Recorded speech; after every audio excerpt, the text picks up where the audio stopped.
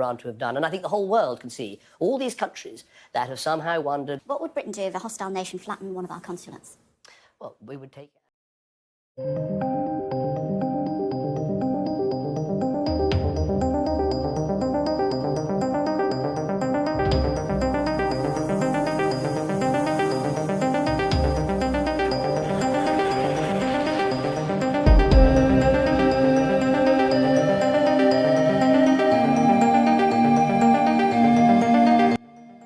149 plus sponsor disebut kabur usai Indonesia gagal ke semifinal AFF.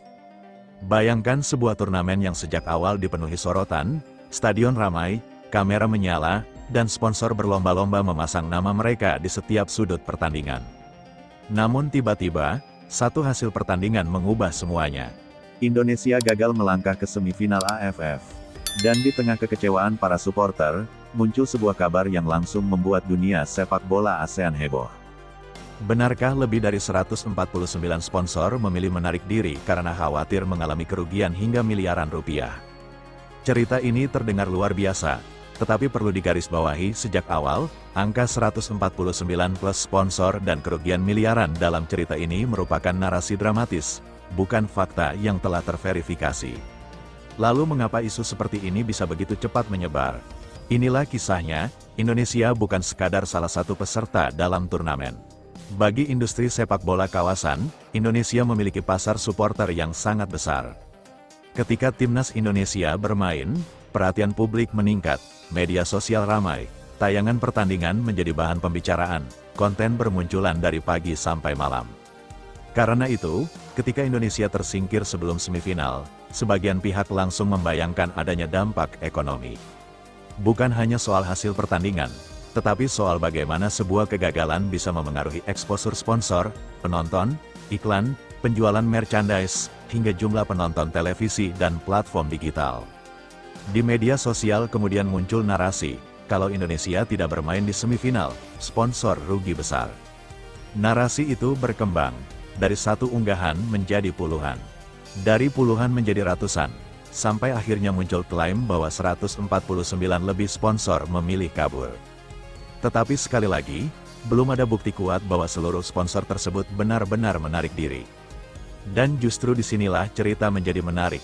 Coba bayangkan sebuah pertandingan semifinal tanpa kehadiran Indonesia. Atmosfer tentu berbeda, bukan berarti semifinal otomatis sepi. Bukan berarti sponsor otomatis kehilangan seluruh keuntungan. Namun secara bisnis, setiap pasar memiliki nilai. Jumlah penonton, popularitas pemain, aktivitas media sosial, hingga daya tarik pertandingan terhadap publik adalah faktor yang bisa menjadi pertimbangan sponsor. Indonesia memiliki basis penggemar yang sangat besar. Maka ketika tim nasional tersingkir, sebagian sponsor mungkin saja mengevaluasi kembali strategi pemasaran mereka. Bukan berarti mereka langsung meninggalkan turnamen. Bisa saja mereka hanya mengubah kampanye, bisa saja anggaran promosi dialihkan. Bisa saja kontrak tetap berjalan sesuai kesepakatan.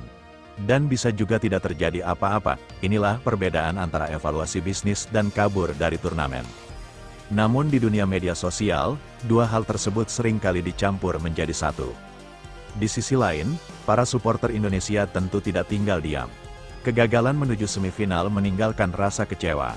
Ada yang menyalahkan permainan tim, ada yang mempertanyakan strategi, ada yang mempertanyakan keputusan wasit, dan ada pula yang mulai mempertanyakan bagaimana turnamen tersebut dikelola.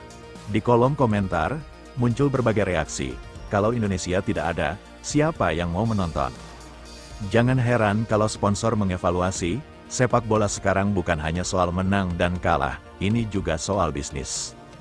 Namun ada juga yang mengingatkan, jangan sebarkan angka 149 sponsor kalau belum ada bukti. Dan komentar terakhir inilah yang sebenarnya paling penting. Sebab di tengah emosi sepak bola, sebuah klaim yang belum terbukti bisa berubah menjadi fakta, hanya karena diulang berkali-kali. Dalam industri olahraga modern, sponsor memang mengeluarkan uang untuk mendapatkan sesuatu. Exposure, brand awareness, penonton, interaksi, dan tentu saja citra. Tetapi sponsor profesional biasanya tidak mengambil keputusan hanya berdasarkan satu pertandingan.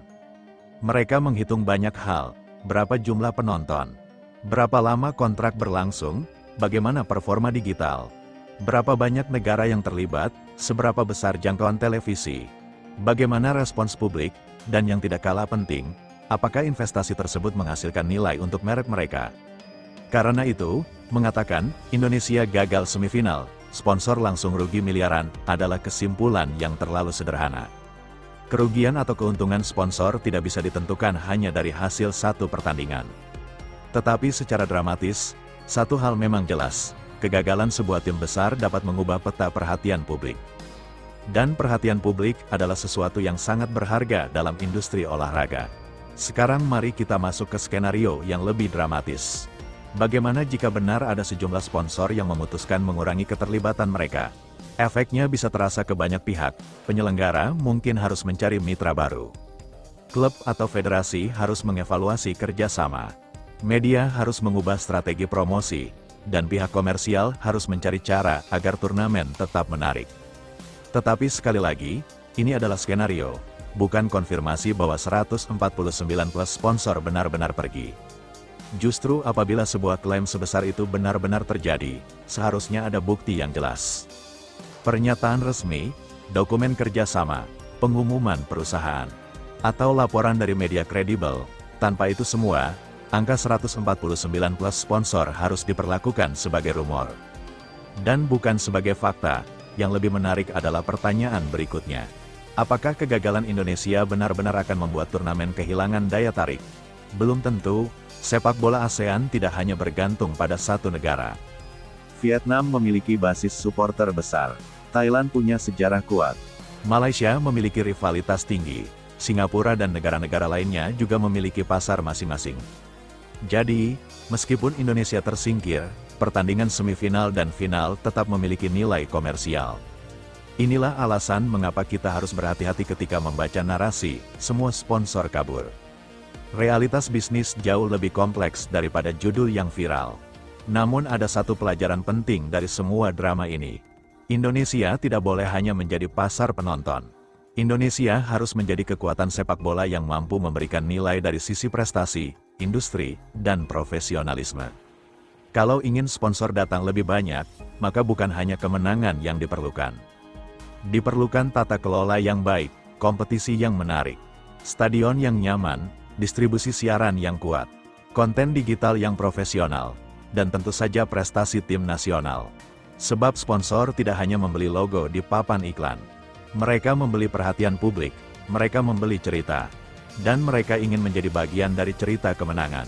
Maka ketika Indonesia gagal ke semifinal, pertanyaan sebenarnya bukan apakah 149 sponsor benar-benar kabur, pertanyaan yang jauh lebih penting adalah